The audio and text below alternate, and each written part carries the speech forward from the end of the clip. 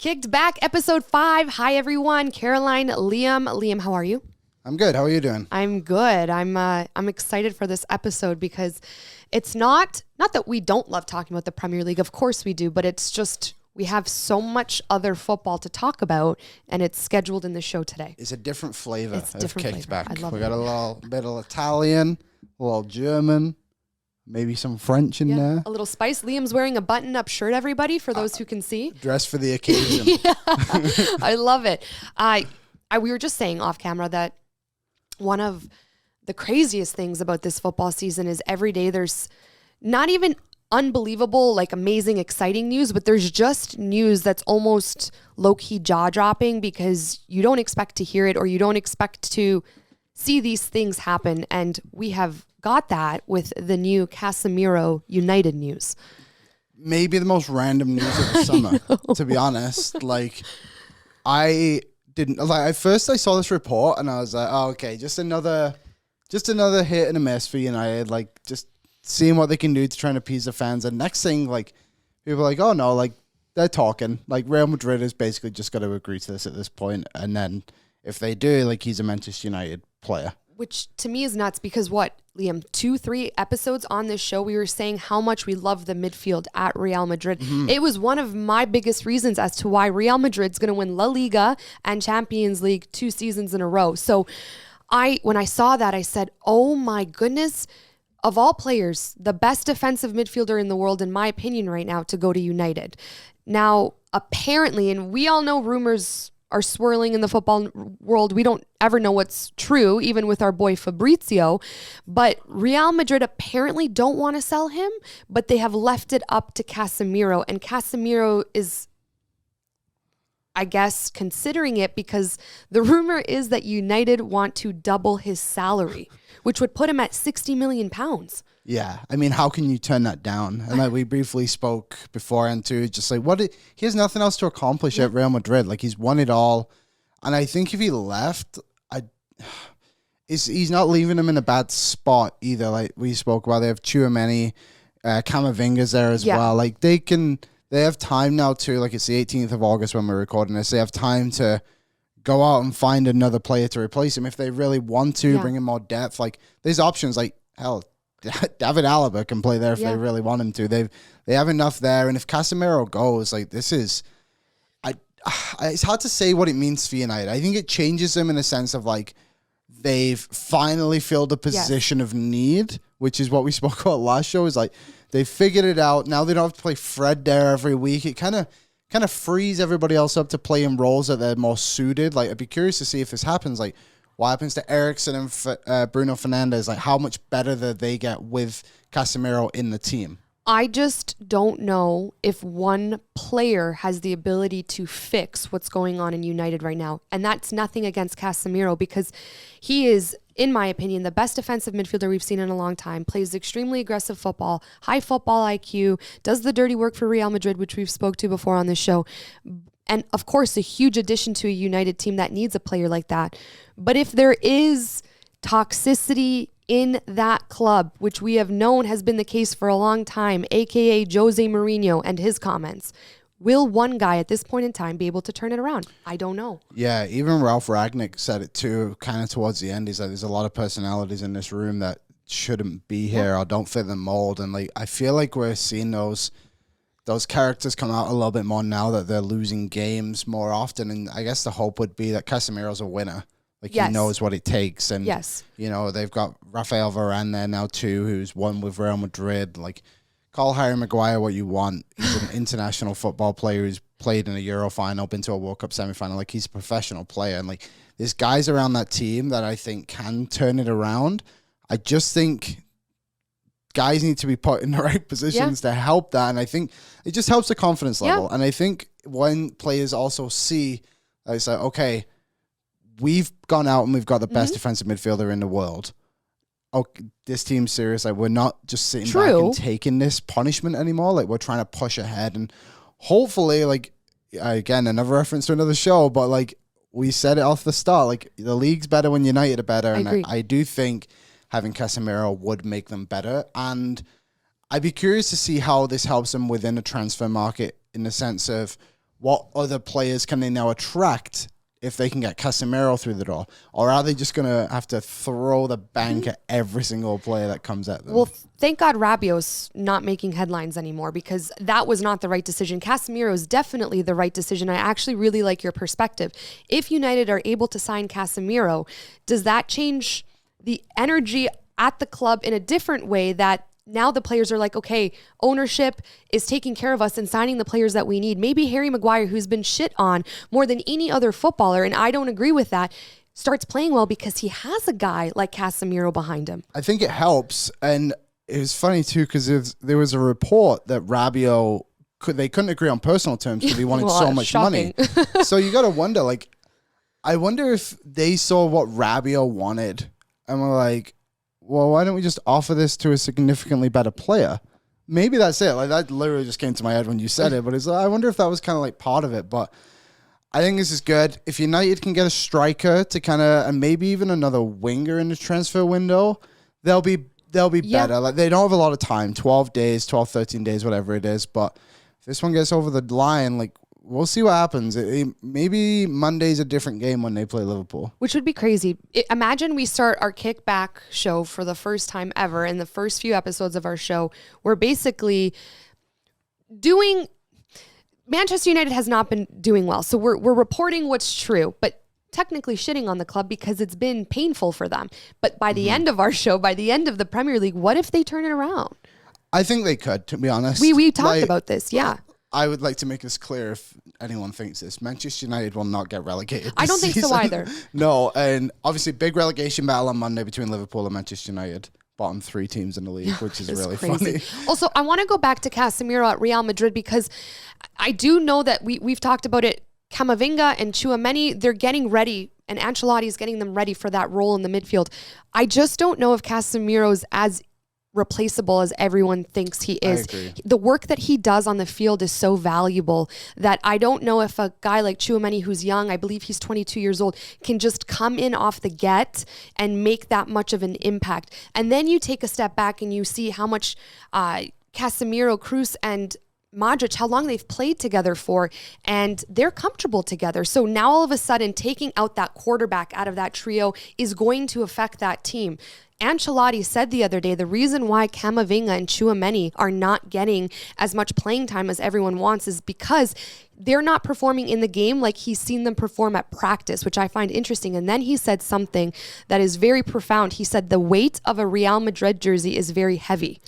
So he goes that he thinks that they're going to do fine, but right now there's probably a lot of pressure, expectation, and eyes on them, which is true. But it seems like, I feel like Ancelotti might be in a position now as a head manager to be like, Casemiro leaving is very probable. It could happen. So Tchouaméni's got to step the hell up quick. Yeah, it's the weight's almost probably as heavy as a Manchester United jersey, to be honest. Seriously. 2 massive clubs, arguably 2 biggest in the world. And it's funny you say that, because I watched the second half of their game against Almeria on Saturday, I think it was. And in the first half, they started Tchouaméni, and I believe even Camavinga might have even started. And in the second half, they brought on the Kroos, and Alaba came on. And the game was so different. Mm-hmm. Like, they dominated the game, and it just shows that, like, you can't just step into a Real Madrid lineup and be like, oh, I play for Real Madrid now, I'm one of the best players in the world. It's like, no, like, there was guys in the past who would do that, and that's why Real Madrid weren't as successful as they should have been when Barcelona was dominating the world. Like, there wasn't much competition from Real Madrid, to be honest, in a way. Like, now Real Madrid are the best team in the world, and these players, I guess, need to realize that, like, yes, you're on this team, but, like, you're not Modric, you're not Kroos, you're not Camavinga. So earn that. That's a good point. Like, is Ancelotti even going to allow this to happen? Like, I hope not. Honestly, I hope not. I'm split. I kind of do want to see it, because I just like seeing those big players come to the Premier League. Yes, I do true. believe it's the best league in the world. And it's a lot different than playing in the Champions League. And Casemiro, I think, could come into Manchester United and honestly make a massive impact on this team. I think just that anchor role between the defense and the midfield is so vacant right now. And it was so evident on Saturday when they played Brentford, and even on last Saturday when they played Brighton, the one before. And he would make a huge difference. And I really hope this one happens. So it looks like within the next couple of days, I'm sure like when we get here on Tuesday, we'll have a way clearer picture of what they're going to be. And it's the same position kind of that Ten Hag was in. He had a great season with Ajax, won the season, and high risk, high reward, gets offered the job at United. Does he sink or swim? Right now he's like not completely sunk, but he's treading water. So Casemiro has to now make the same decision. And I want to ask you this question. If you're Casemiro at 30 years old, do you consider the fact that Manchester United is willing to double your salary and go play at a club right now that everyone is saying is chaotic and in shambles, but have the ability to potentially turn it around and make the best money you could make in your career? And that's probably your last chance to make money like that. Or stay at Real Madrid, the best club in the world, continue getting paid what you're being paid, and potentially win back-to-back La Ligas and win back-to-back Champions League titles, playing with your best friends in the middle of the pitch. What are you picking? I honestly think I would go. With the money. I think the money. Liam's selling his soul. Yeah, you got to chase it. I just think sometimes you see these guys who kind of stick around and like, obviously he's getting a nice handsome paycheck every week, but why not double it? Like, honestly, like he's still going to be a great player at United. It is in shambles, but I wouldn't go if I didn't believe that I could make a difference and that United could turn this around. Like, we're only 2 games into the season. Yeah. Arsenal were bottom of the league last season too, and were 1 point out of Champions League at the end of the year. Like, I think sometimes it just takes a bit of a switch to change everything, and just that confidence. Confidence wins you football games more than skill. Very true. It's very true. Yeah. And hard work. That's why it pissed me off to watch the Manchester United Brentford highlights, because they said they weren't winning. They weren't getting first to any ball. They were getting pushed off the ball. And I'm like, boys, you don't have to have it all figured out right now, but just run. Do the work, have the confidence. And what did Brentford had? Yeah, exactly. Confidence, hard work, and not as much skill. Love it. Okay. I think if I'm Casemiro, what excites me is the potential of playing with Ronaldo and being coached by Ten Hag. Yeah, it'd be definitely a different flavor, for sure. But in the same breath, I think that if I'm 30 years old and I've had such a legendary career at Real Madrid and I could win back-to-back La Ligas, which you said hasn't been done in 2009, I think the last time was. And, almost 10 years, whatever it is. And win the Champions League, and with the type of footballer he is, he loves the sport so much. I think I don't know. I think I might stay. I think I might avoid the drama and stay with a solid club. But that's me playing it safe, guys. I play it safe sometimes, so. I like the risk. I like the risk of going. I like the risk of making what was the best team in the world again, and being a part of the solution. Yep. Okay, Ballon d'Or nominations.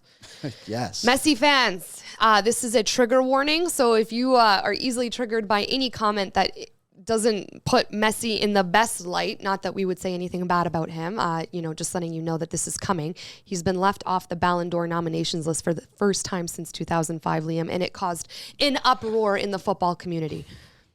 It sure did. I agree. I'm not sure why.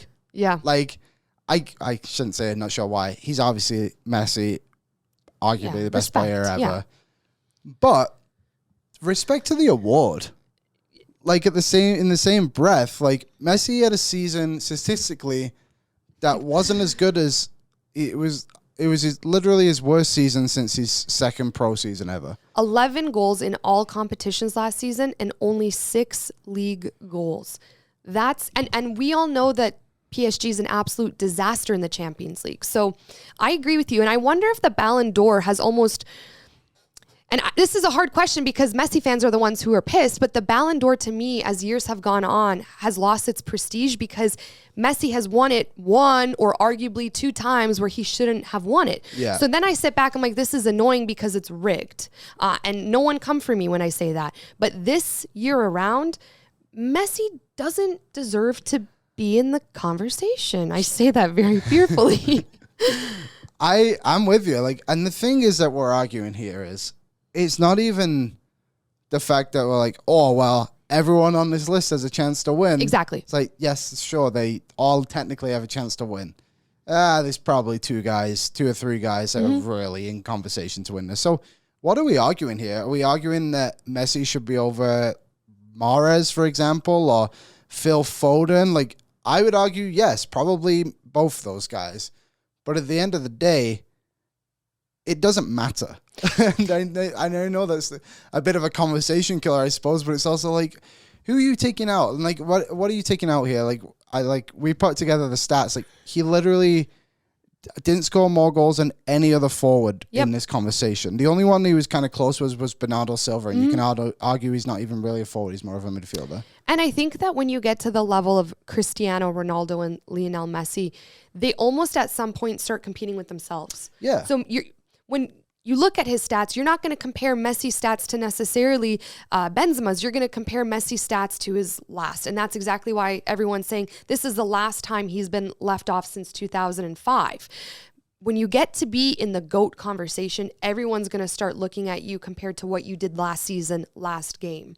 And that's the pressure that comes with being one of the best footballers in the world. But if you look at Lionel Messi's season last season, which everyone, his exit from Barcelona, his entrance and introduction into PSG, it wasn't as seamless and smooth, I'm sure, as Messi wanted it to be. And, we'll get into the drama that PSG is in just a second, but Messi not being nominated does not take away from the illustrious career that he's had and the incredible footballer that he is. He just had an off season. And we have to, as human beings, also remember Messi's a human being because he switched not only a club, but two completely different leagues. And PSG is kind of hard to play in, and we'll get into that in a second. Yeah, and I think to take some of the blame off Messi, I suppose, like PSG was a shambles last season. Like, it just wasn't working with Pochettino. Like, Messi wasn't happy, Neymar wasn't happy, and it just didn't work out. And this award is a yearly award.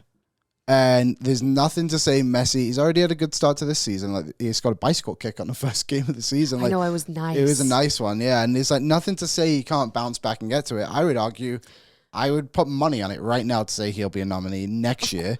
But at the end of the day, it just doesn't matter. Yeah, it doesn't. It doesn't. And again, I totally agree with you. He's in his mid-30s, probably going into his last World Cup, but I'm betting on Messi actually finding another level, him knowing that this is his last World Cup that he's going to, finding another level with Di Maria and their new coach, Scaloni, to potentially win the World Cup, which would be huge for him. It would change football. Yeah, and the conversation would be over. There would be no conversation. No, it wouldn't. It would be Messi for sure. And anyone who argues it, and this is coming from a Ronaldo fan who argues it quite often, anyone who argues it is just at that point just trying to be, a troll. So I did a bit of research outside of nominees, players that weren't nominated, and I think there's more of a case for someone like Thomas Mueller to be a finalist. And there's the argument of he just assists to Lewandowski. I just looked through a few, it's not just Lewandowski he passes through. He had 18 assists last season. He had 19 the year before that. He had 21.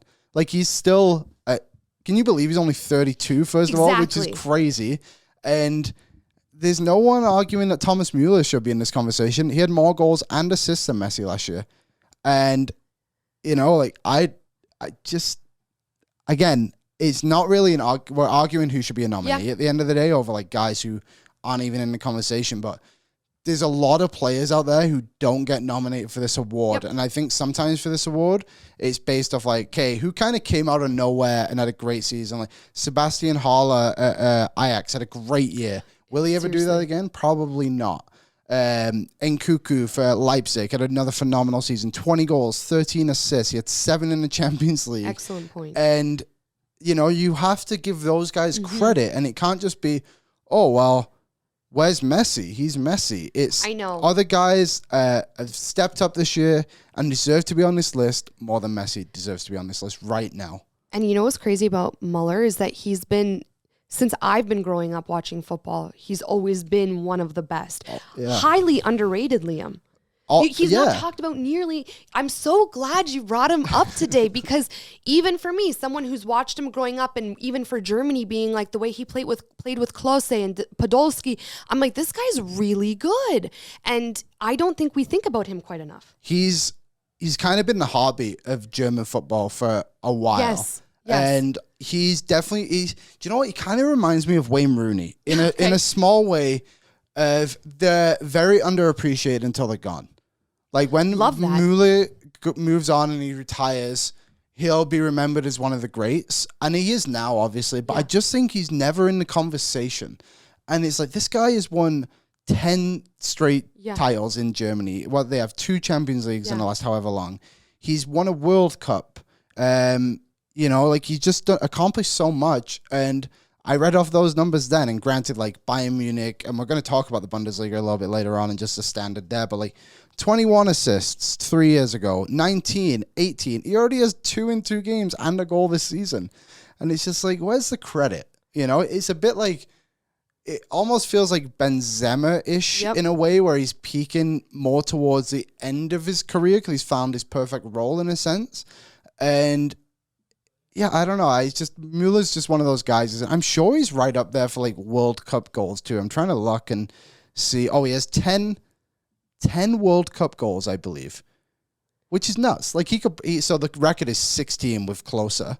Is he obviously for Germany? No, all time. All time. World Cup goals, all time. Klose, hey? Yeah, Fun 16. fact, everyone, Klose's Polish. So I'm Polish, so it was very hard to see our 2 best footballers of the country, Podolski and Klose, go play for the German national team. But I blame that on the Polish national team because I don't think that they were as giving to them as they should have been. I remember actually, I believe it was the 2008 Euros.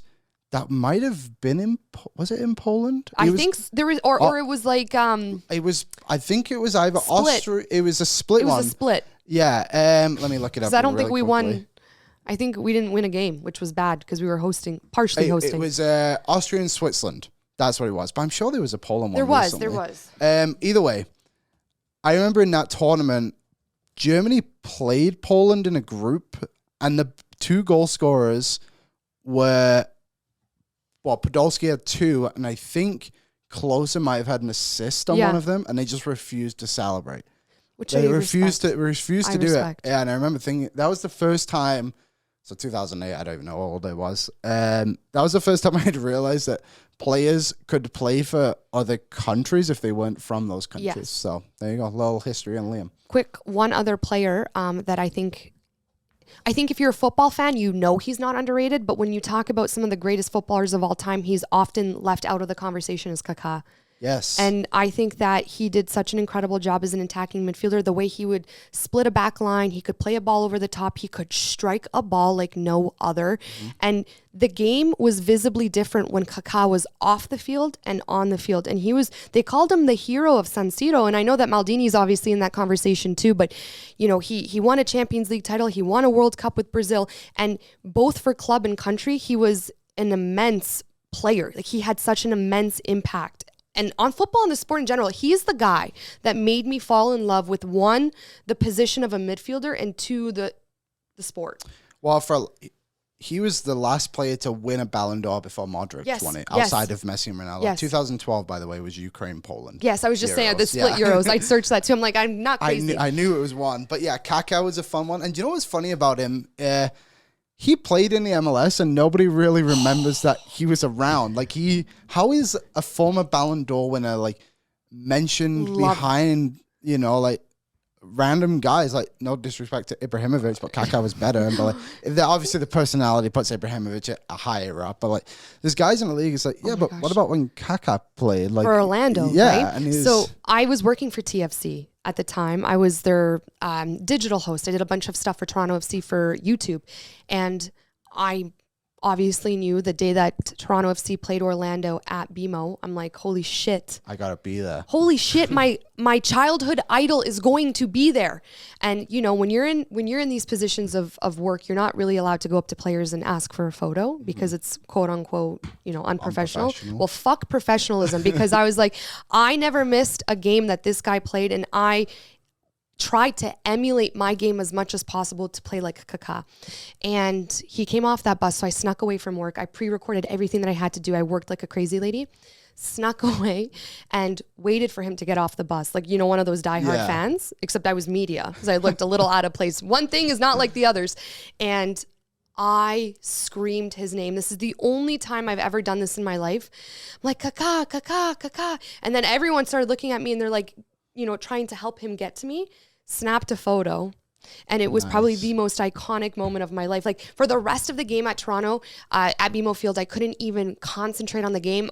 I was in awe, and this does not happen to me. I don't get like a fangirl around celebrities or athletes, but I think because of who he was and how much I loved how he played, it was an unbelievable moment for me. Yeah, I've had one moment similar. Tell me. I didn't meet them, but I mentioned it before, but when I watched Bolton play Manchester United at the Reebok Stadium, and you kind of sit there for a second, and you just like look in, and you just like, oh, pass United, blah, blah, blah. And then you're like, oh, Rooney, Ronaldo, Berbatov, Giggs, scores. Like, you listen to all these guys, and you're like, this is unbelievable. Like, the talent is on the field right now, and you just kind of, you got to almost embrace the moment and just, I guess, appreciate what's kind of in front of you in a way. That's why I love MLS. And everyone can call MLS a retirement league, but until you live in North America and you're able to go to these games and watch the players you idolized growing up, Pirlo, Villa, David Beckham, Zlatan Ibrahimovic, Gerrard, Kaká, all these guys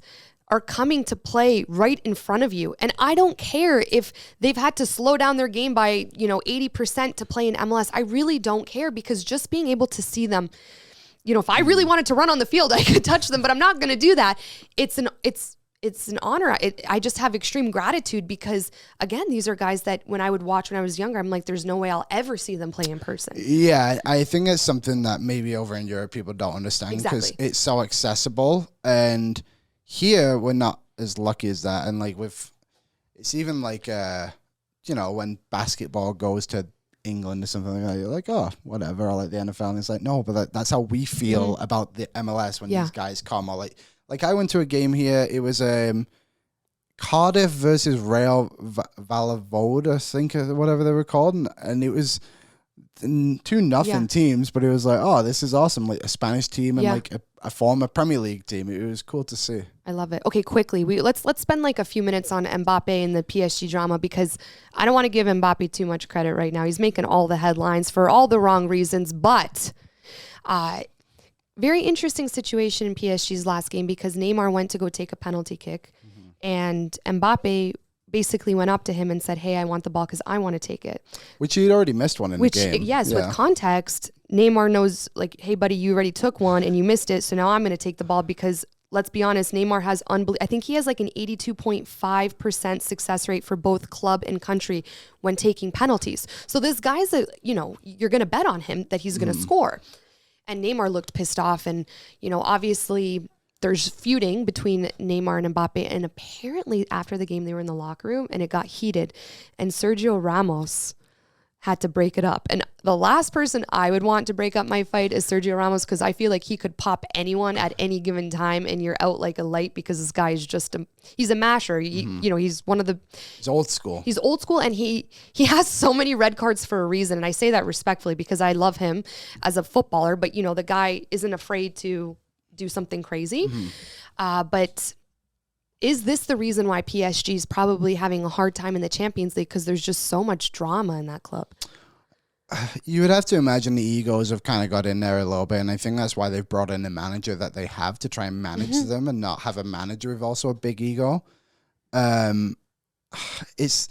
It's interesting, isn't it? Because out of all of them, you would have thought Mbappe would almost be the last one if you didn't kind of know, right? Like Neymar's always made the headlines for whatever he's done, but he almost seems like he's the level-headed guy, like trying to be a leader a bit in this situation. And Mbappe, like, probably wants to get the memory of him missing that penalty in the Euros against Switzerland in the shootout. And, you get that, and then he comes out, he digs a penalty, he misses, and now you want to take another one, and it's like, no, man, like, we're trying to win this game here. This isn't just like a kick around. Like, and now you look at it, and he just signed this huge ticket to stay there. Like, it almost feels now it's about him. Which is scary. Which is, especially when you're on a team with Messi and Neymar. And just like a small detail about this too is something is kind of been circling around recently. But so the FIFA game, Mbappe is on that again. Yep. I believe for the last 3 years, it's just been Mbappe. I remember growing up, every single year it was a new player. Okay. Every single year. So, like, what is that? Like, maybe it's just a small thing, but is it him just wanting all the attention? And you see stuff like this, it's like, And, there's even the comments, which maybe we can touch on, is like him talking about like South American qualification. Is like, you play with Neymar and Messi, who are probably the two best South American players right now. And you're out here saying their World Cup qualifying is easy when in your World Cup qualifying, you played Bosnia, Finland, Ukraine, and I believe it was Kazakhstan. I believe Peru, Colombia, Ecuador, and let's even put, I don't know, Chile. I love Chile, group. Actually. Like we talk about this, right? I think that Mbappe needs to humble himself. You are playing with one of the greatest of all time, and then another unbelievable generational talent. Yeah, definitely. You would think that at Mbappe's age, which is 23, he would understand that he is very fortunate to be playing alongside these guys. And you would think that if he could just get along with them, the damage these three could do together. But we know his contract, highest paid footballer in the world right now. There is obviously rumors that he has some type of ownership at PSG. This is what happens. This is the problem when a player becomes bigger than the club. Mm-hmm. And that's what's happening at PSG, because PSG has just given him so much room to run shit. And it's even coming down to, like, people are laughing. They're saying Neymar can't take a penalty kick because Mbappe is going to say no.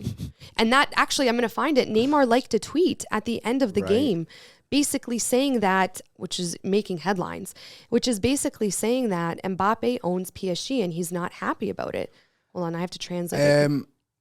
Just this thing you said about being bigger than the club, like, guys in the past, like managers in the past, like Ferguson, wouldn't ever have allowed this to happen. There's a reason guys like Beckham left the team and like Roy Keane left the team. Like, they didn't leave because it's like, oh, we got a great deal. It's like, no, these guys eventually found a level of stardom in Beckham's case where it was like, you're just getting too big for this and you need to move on. Like Ronaldo in a sense too, when he went to Real Madrid, and like Keane just thought he was maybe a little bit deserved a bit more, and then they were like, okay, well, we're going to move on from you. Like, now PSG's in a situation is where you got this 23-year-old kid who, like you said, like may have some like ownership stakes or whatever, and it's just such a weird, like, what has he done? Like, obviously he has a World Cup, which he is big. Yeah, hats off to you, but it's not just Mbappe's World Cup. No, and like you've won the league numerous times. It's like, but you've never got them. You've been to one Champions League final and you lost. And it's just like, you know what? Like, go and win some stuff with this team. Like, go and prove you're one of the best in the world, because Messi's done that. Yes. Neymar has done that too, you could say, is in a sense of like, he's just been consistently good for so long. Like, obviously not the level of Messi, but even when he was with Barcelona, they won Champions Leagues, and that front three of him, Suarez and Messi, like, regarded as one of the best trios ever. Like, people still talk about it, and they have played each other for like 6 years or whatever it's been. It's like, Mbappe, you're with two of those players now. And do also, the same. You're better than Suarez. Exactly. Well, let's be honest. When you're talking about the best footballers in the world right now, and Mbappe's like an honorable mention. Mbappe, I don't even know I'm not thinking about Mbappe. No. I'm saying, he's a really good player, but I'm not saying he's one of the he's not in that conversation for me right now as one of the best footballers in the game. And I just think that when you talk about these players in the past who might have had, a little bit of an ego and managers not allowing that to happen, in my opinion, Mbappe still has so much to do to even get to that. Like, okay, this is why he's acting out. Oh, okay, this is why he has a little bit of an ego. You've got to prove yourself, and even then, just what are you doing? Like, it makes the situation look really bad. It's strange. And I feel for Messi and Neymar. Me too, because even Messi, like with the Ballon d'Or thing coming back to it, like, he probably thought he was going to win another one coming to this team. Yeah. He probably thought he was going to win his Champions Leagues again. And all it's been for 2 years is, okay, the first year they said the situation with the manager where they didn't really get along. And now it's, okay, we got a new manager. First game of the season was fresh. Guess who didn't play? Mbappe.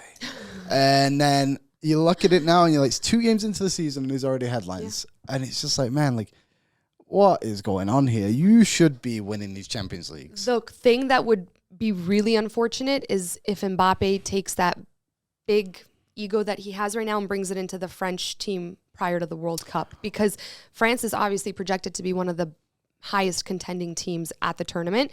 And we all know that it can take one player to destroy a team chemistry. So, and I don't want that for Benzema. I think Benzema carries this unbelievable club run that he's had with Real Madrid and brings it into the French football team and maybe does something with France at the World Cup. And I really want Mbappe to just humble himself real quick, real fast. And you see, just on the French national team too. Yeah, tell the story. They won one game at the Euros, and I'm just looking here. I knew they didn't do well. I can't remember exactly. So they won one game, which was against Germany when Mats Hummels scored an own goal.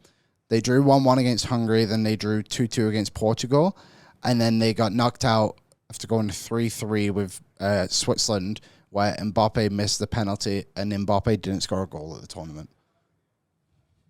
Guys, these are stats. We're not making this stuff up. They're just stats. I'm not saying he's not a great player. We're not shitting on him. But just take a step back for a second. Realize the situation you're in. Realize the success you can have. And just go play football. This is why Messi's always been up there, because he doesn't say anything. Like, he just... I agree. Maybe we've been a bit sheltered from it because he was in Spain and stuff like that. But at the end of the day, like...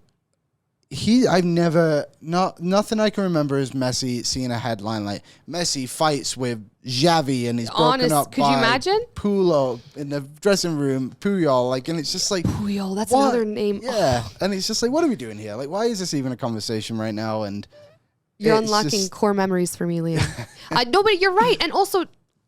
Mbappe, realize you're 23. You're just starting your career.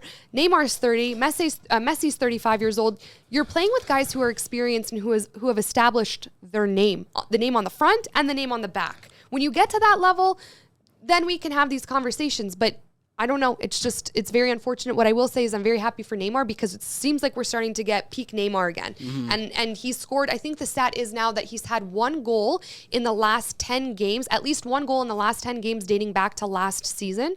And no one is rooting harder for Neymar than me because, like I said, in that 2018 World Cup, I was just really upset with him with how much diving he had. And I hope that he kind of changes the tide going into this 2022. Me too. And I want to see it just because on his day, he's one of the best players in the world. Yes. And yes. He's a fun player to watch. And one last thing on Mbappe before we move on. If he's not careful, like you just said, the ages of Messi and Neymar, like, they're done. Yeah. They don't want to stick around and with your nonsense, and you'll blink and they'll be gone. And then you've already signed this big ticket with them. Like, obviously PSG can go out and buy big players, but how many of them are going to be as good as Messi? Probably zero. And to be on the standards of Neymar, like, you're going to be lucky to find those guys. Like, so we'll see what happens. But Messi situation. Yeah, in PSG. I love that pop. Or Sergio Ramos is going to pop him in the face. All right, Serie A. Let's dedicate the rest of the episode to Serie A because this league deserves credit because, again, one of my favorite, probably my absolute favorite league growing up, the best league when I was growing up. The Premier League was there, but Serie A was the number one, and it has been making a comeback, Liam. Yeah, there's a lot of good teams now, and it feels like the Premier League. Yes. Where the sense that there's a title race. Maybe it's only a couple of teams, but then there's the Champions League race, and you have the Europa League and Europa Conference League race, and it's like good teams are going to miss out on European football this year, and it's exciting. Like I was quite a few games this weekend, and it's fun, and it feels like times are changing in the sense of like Milan's back. Inter's Inter's like right up there again. Juventus is kind of with them too. Even like Roma, Lazio, like Fiorentina is another good team again. And like Atalanta is a team who kind of was filling those spots whilst those teams were figuring out, have maybe dropped off a bit, but it's still a really promising team. And like I think there's one team I didn't even mention. Lazio, did I say Lazio? You said, I believe you do. Either way, there's a lot of teams, and it's really fun. Like so I watched Napoli and Verona finished 5-2. Napoli had 5 different goal scorers, and so Napoli have lost a ton of guys this summer. Like Koulibaly went to Chelsea. Yes, which I loved him for Chelsea. Yeah, so that's a big. We didn't talk about him, I don't think. No, like we haven't spoken about him much, and he's just been next time, guys. We have so much, and he's been such a great player for them. I wrote it down. Insigne, Toronto, obviously, like.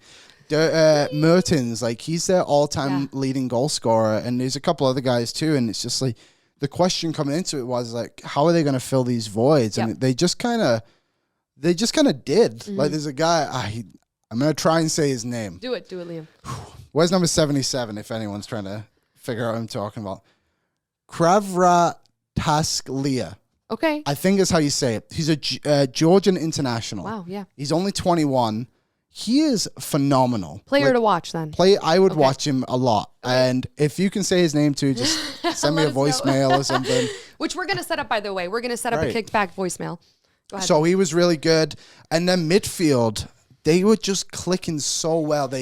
Zielinski is the main guy in that midfield. Polish. Zielinski. Yeah. Zielinski. There you go. And he was so fun to watch. He's definitely the more threatening player in the group there. And I'm trying to figure out what the name of the other gentleman was. Number 68. I had it in my head. Now I just forgot all the names. There's a lot of hard names for you to pronounce anyways. Zobotka. Okay. He's Slovakian. So he's filling the role of, I believe, Fabian Ruiz. He was unbelievable. Okay. And he kind of played a bit of a Casemiro role in the sense of just short passes, connecting everything. Like, there was nothing risky about his game, but nothing was getting by him. He was really dictating the play in the middle. And then he had a really nice goal too, just kind of came in through, like, they found him at the top of the box and seized parted for him. Right through, slide in. And then they have another guy who wore number 99, Zambo. Fulham fans might remember him. He played in the Premier League with them. Not last time they came up, but maybe the one before, something like that. And he's more of the muscle in the midfield, like massive guy. They're a fun team to watch, and they have Osherman's a striker for them too, who's really good. So Napoli, I don't think people had high expectations coming in, but now definitely have them. Okay, so perfect segue into what I'm thinking. Serie A is making a comeback because there's just such a high level of uncertainty with who's going to win the Scudetto, which the last time we had that was when I was growing up in the 2000s. Napoli has not won a Scudetto since Maradona, which dates back to... The 80s? Yes, the 80s. Their best finish. Okay, and their best finish was in 2012 when they came second in Serie A. So they have a lot to prove, and I feel like Napoli fans almost want it for Maradona because he passed away not too long ago. So that would be just such a storyline.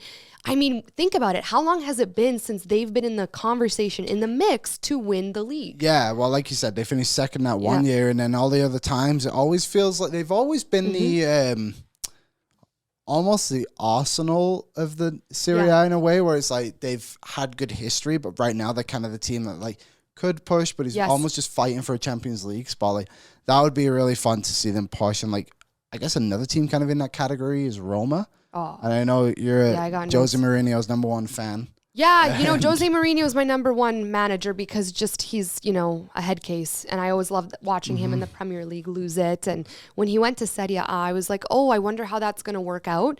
And, he had an unbelievable impact on Roma. He brought them basically back to life. They hadn't won a trophy in 14 years prior to Mourinho, and then with him won the Europa Conference League title. So that was Mourinho's fifth major European title with 4 different clubs, and that's never been done before. So immediately after that moment, there were rumors circulating that Jose Mourinho was going to leave Roma, and within that press conference, he says he shut them down. He shut them down hard and quick and said, "I'm not leaving."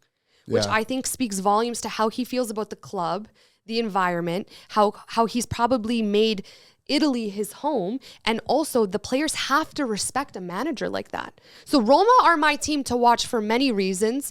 They found their life again, and they have a lifeline, but Jose Mourinho is just such an incredible coach who has found success with so many different teams, and I think he has the magic and the tricks to do something really cool with Roma. And I think you look back at his time when he was with Inter Milan as well, and like what he was able to accomplish there. Like he knows the Italian game well, and I can see why he would stay there. And like you said, kind of off the top, like Serie is wide open. Yeah. There's no reason like Roma couldn't put together. Like they just got Paulo Dybala, and he's an unbelievable player. They got him from Juventus, and that front three now they have of Zaniolo, Dybala, and Tammy Abraham. Like, so they won 2-1 this weekend. 1-0, right? I can't even remember. There were so many games. There was Liam watches absolutely everything. It blows my mind how much he's able to consume. It was 1-0 is what it was. And that front three, like Zaniolo could have a hat-trick in the first half, and they just kind of need to figure each other out a little bit, and you could see it could have easily been 5-0 at halftime, to be honest. Like, the game was all theirs, and They didn't care. They played Zalantan. Oh my goodness, I gotta work on my names. And Zalanitan. There you go. Good for you. Yeah. I would probably I'd call him by his first name or something. And the possession was close. It was 52-48.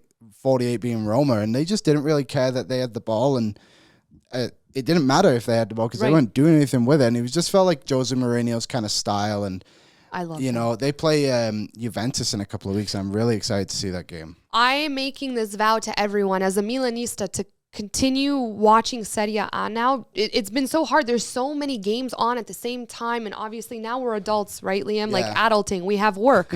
We have a full-time job. But when you look at the Serie A standings right now, the first 10 teams are all tied with 3 points. Everybody won. That's actually effing crazy. Yeah, it was fun though. It's so fun, and this is exactly what makes this league exciting. You could have a team like, let's take Juventus for example. Last season was the first time in a decade that they had a trophyless season. Everyone started panicking, saying they need to rebuild. The Juventus days that we knew are dead and gone. Now, they're in the conversation for winning Serie A. Granted, their 2-star players are facing injury, but we're at the start of the season, so hopefully, that gets cleared up real quick. Yeah, the Di Maria injury, I hope it's not too long. I believe he might only miss one game, but he was the talisman for him. He was the heartbeat of that team, definitely. I love Di Maria. Yeah, I like him too, and he always feels like he's the guy that gets tossed to the side a little bit. I agree. We should make an episode on underrated players. Yeah. Like there's 2 of them we mentioned today, Müller and Di Maria. But like you look at the teams he's been on, like there's a reason he's been on Real Madrid, United, like PSG, and like when you look at Argentina, it's him and Messi. Exactly. And now we're looking at a similar situation in Juventus, and they need him more than he needs them, I guess you could say. So this week, Juventus play Sampdoria. They weren't that convincing this past weekend. Okay. They did well, but I feel like there's just a little bit more in the tank. But it was kind of funny, not funny in a way, not of what happened, but I was thinking, I was like, man, like, if Di Maria goes down, like, I'm not sure what this team's going to look like. Like, and then, unfortunately, it happened. Like, and we'll see this week. I'll watch the game against Sampdoria this week and see how it kind of goes. They'll be fine, but it definitely be a different style of football. And I guess last team we'll mention quickly. Please let it be AC Milan. I was going to say, we'll talk about AC Milan. This is my prediction to win the Scudetto. And, I was reading that they had an unbelievable game on the weekend against Udinese. So last season, they won the Scudetto, first time in 11 years. Iconic moment for Zlatan Ibrahimovic because 11 years ago, he won it with AC Milan. And then here he is with the club again, 11 years later, winning it. A handful of years ago, they were on the verge of folding, and they've risen. They have risen from the top. And I think that they're going to be able to do it back to back. That was their 19th Scudetto title last season. I think they're going to make it 20. I think if Zlatan can play with a torn ACL for 6 freaking months, like an absolute robot that he is, I'm not betting against that type of high-level mentality. And nothing would make me happier as a Milanista. They're fun. They're fun. Very fun to watch. So they won 4-2 against Udinese. Yep. And actually were down in the game in the first 2 minutes of the game. So apparently the Udinese defender that scored has only got 5 Serie A goals, and 3 of them are against AC Milan, which is quite funny. It's so funny. So they were saying on the commentaries, they got to sign this guy. He keeps scoring against them. But they found a way to come back. God, these Italian names. Calariba is their captain. He was unbelievable, and he was playing right back, and he drew a penalty. He had a really good cross in on the second goal, which was Rebic, who I'll get to in a second. Dude, he's on fire. Yeah, this guy's good. He was really good, and I'm glad he's back from injury now. Like, I just pulled it up here. He only started in 6 games last season. And only scored 2 goals, and now he only has 2 goals. He has 2 goals already this season, and they were both well-taken goals, and you can see almost a man with confidence. Yeah. So we'll see how that progresses. Diaz was great for AC Milan too in center attacking mid. I'm excited to see him. They were saying on the commentary that he had COVID to start last season, and he never really picked himself up from there. I believe he's a former Manchester City Academy player. Okay. I'm excited for this team. I'm excited to watch them in the Champions League because now I feel like they are a team that can compete for the Champions League, but can compete for a group at least, and like go into the next round and be like, okay, we can win this leg and move on to whatever next stage is from there. But sky's the limit from this team, and I think it's just going to keep growing. I don't care what I have in the day. My time will be set aside to watch AC Milan in the Champions League. Nothing will make me happier. It's been so long. They're a historic team, and I always like seeing those teams kind of come back. Yes. And be what they're supposed to be, I guess you could say. And there's Rafael Leao. Rafael Leao is one guy I didn't mention. He's a Ballon d'Or. I actually didn't think he played that well. He had a good chance towards the end of the game, but they won 4-2, and arguably their best player didn't play well at all. So we'll see what happens when they come up this week. I'm not sure who there's on the schedule, but either way, like, I'm excited to watch AC Milan. Oh, Atalanta. That'll be a really good game. And then the last team I'll mention was Lazio. I watched them last night. Yeah. Tell everyone your take on Lazio. So it was a very violent game, first of all. And Lazio for me has always kind of been that team. It's like, they're just the guys who are always yelling at the ref. And I feel like it's just a mentality they have around there. And it's exactly what happened last night. Love it. And there was a moment when one of their players was taken down in the box and the penalty wasn't called because it wasn't a penalty. Yeah. And the play continued on. And instead of Lazzari, that was his name. I was looking for it in my notes. And instead of playing on, Lazzari ran directly to the referee and just started screaming at him. And it's like, the play's going on. You're the right back, and you're in the penalty box, and now they're on the attack, and you're just in the box though, screaming at the ref. And it's just like, what is going on? And Lazio's goalie got a red card within the first 4 minutes of the game. Oh shit! What did he do? Sliding out of the box and picking up the ball. Like, it was kind of on the end. It was a tough one, but it was definitely a red card for what happened. So they pulled in their other one. That was his debut too, Maximiliano from Granada. They're going from. And we'll call him Max. Yeah, good old Max. And then Bologna had a guy, Adam, and he was so aggressive. Like, I've never seen someone kind of tackle like him. Like, his yellow card was almost a rugby tackle. And then the second one was literally, so there was 3 minutes at a time. This must have been like 47-37 or something. Like, it was pretty much halftime. Yeah. Out of nowhere, just clean this guy out, red card. It's just like, crazy. What are you doing? One of those Serie A matches where the Italians are bringing the spice. Yeah, there was definitely some spice in that, for sure. Spice was brought. Late winner, I believe, 78th minute, Immobile scored. Like, he's goal machine. Big time players show up, like we said with Ryan. That's our kickback. Harry Kane. Yeah. That's our kickback motto. Quickly, who's your prediction for Scudetto? I'll go with Inter Milan. Nice. Yeah. Oh my God, my rival? Yeah. Damn it, I Liam. Had to. That's what I'll go with. I'll go with Inter. Okay, it's on. Lukaku's back, so we'll see what happens with him. I think Inter will take it. But I do think it'll be those two battling it out, which I'm excited to have that Milan back again, like those two competing at the top. It's on, co-host. All right, guys, that's been episode 5. Quickly, if you have not seen Toronto FC's goal by Criscito, you have to go see it. It was an incredible goal. I think maybe even candidate for goal of the year. So go check it out. Always good to see these Italian footballers in Major League Soccer, which is exactly what we spoke to on our show today. And yeah, please like, share, subscribe. If you're listening, give us a nice 5-star rating. It really helps us out if you download the episode. So please do that.